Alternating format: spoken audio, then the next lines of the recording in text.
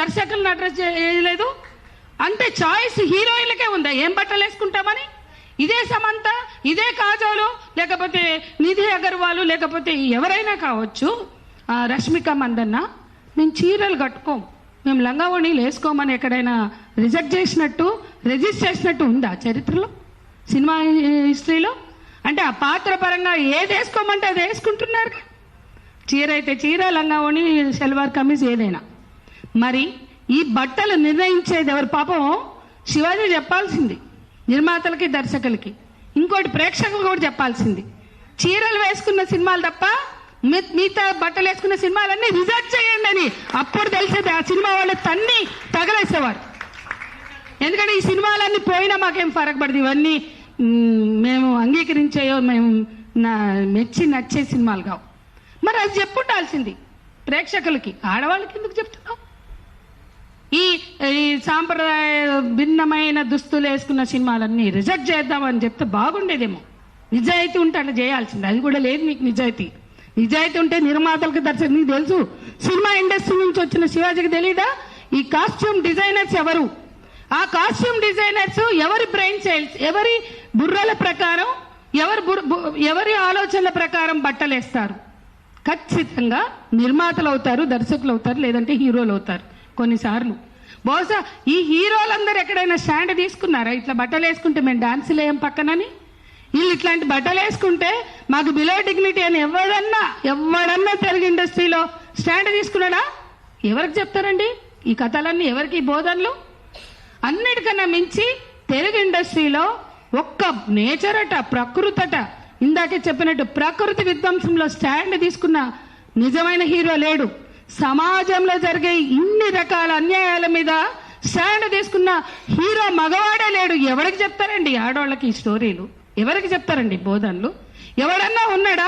ఇవాళ కేసులు పెట్టిన, దాడులు చేసిన, దిశ ఎన్కౌంటర్తో సహా దమ్ముతో ఫైట్ చేస్తున్న ఆడవాళ్ళం మేమంతా ఇక్కడ ఉన్నాం. ఏ సమస్య మీదైనా ఎన్కౌంటర్ తప్పనన్న మాట్లాడగలిగిన మొనగాడి తెలుగు నేల మీద ఉన్నాడా? ఎవరికి చెప్తారండి? ఎవరికి చెప్తారు ఈ నీతులు? మేము సైలెంట్గా అసహ్యం పుట్టి, చీదర పుట్టి, చెత్తలోకి వద్దులే అనుకున్నాం.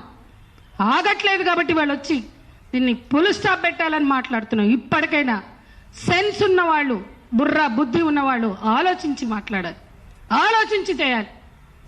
దశాబ్దాల పోరాటాలతో సాధించుకున్న హక్కులు ఇవి, దశాబ్దాల పోరాటాలతో సాధించుకున్న చైతన్యం. దీనిని ఆఫ్టర్ ఆల్ ఒక యూట్యూబ్ ఛానల్ పెట్టుకుంటేనో, లేకపోతే ఇంకో ఛానల్ పెట్టుకుంటేనో, ఒక శాటిలైట్ ఛానల్ పెట్టుకుంటేనో మీకు ఉన్నది అనుకుంటున్నారే, అది తప్పు. సమాజం సాధించినటువంటి విజయాలు అవి, పోరాడి సాధించిన విజయాలు.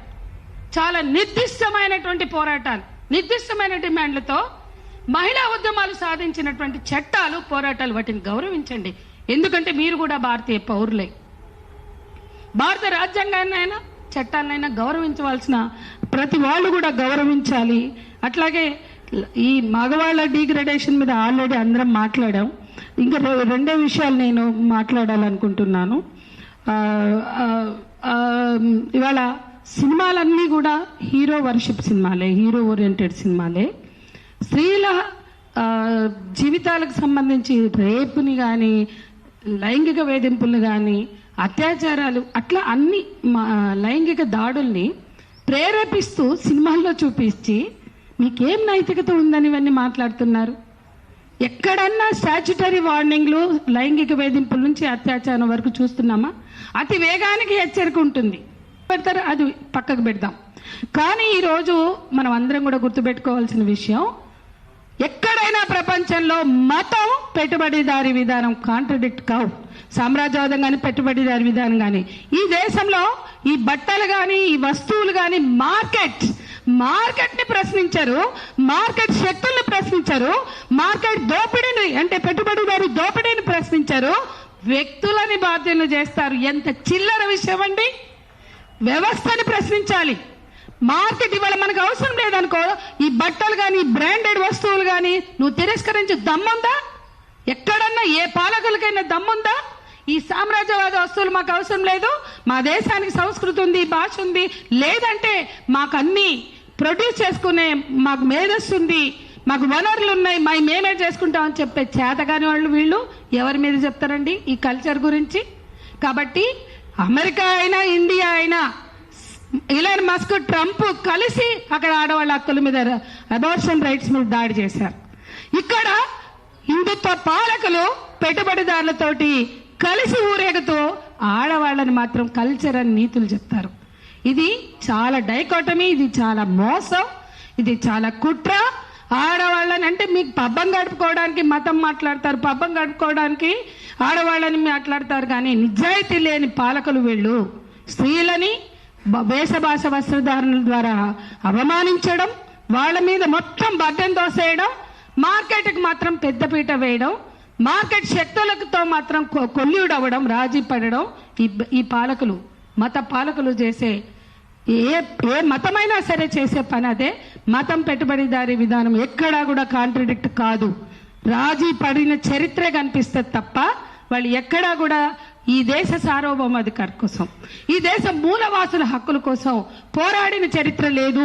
ఇక్కడ కూడా అదే జరుగుతుంది. చివరికి ఇంకో విషయం చెప్తా. ఇవాళ ఆదివాసీలు మనం ఏజెన్సీ ప్రాంతాల్లో రకరకాల ట్రైబ్స్ దగ్గరికి వెళ్తే వాళ్ళు జాకెట్లు కూడా వేసుకుని ప్రాంతాలు ఉన్నాయి. మేము చూసాం, మేము వెళ్ళాం. అక్కడెక్కడ ఈ చూపులు లేవే, ఈ వెంటాడే చూపులు, ఈ హీనపరిచే చూపులు, ఈ దిగజార్చే చూపులు లేవు.